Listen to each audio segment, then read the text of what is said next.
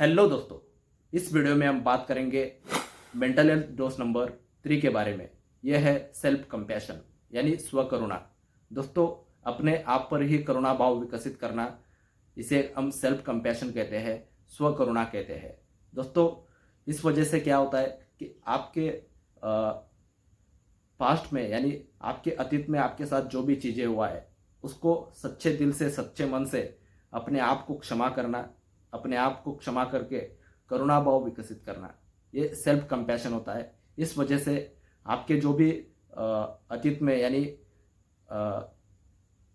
Past moment में जो भी आपके साथ बैड एक्सपीरियंस रहा है उसको बुलाने में और उस चीज़ को भूल के अपने नए ज़िंदगी को शुरू करने में आपको बहुत ही मदद मिलता है। जब तक आप अपने आप पर खुद पर कंपैशन नहीं करोगे, करुणा भाव विकसित नहीं करोगे, तब तक आप दूसरों के लिए भी करुणा भाव नहीं रख पाते हो। तो इसलिए सेल्फ कंपैशन बहुत ही ज़रूरी होता है और सेल्फ कंपैशन रोज करते रहिए। अपने आप में करुणा भाव विकसित करिए।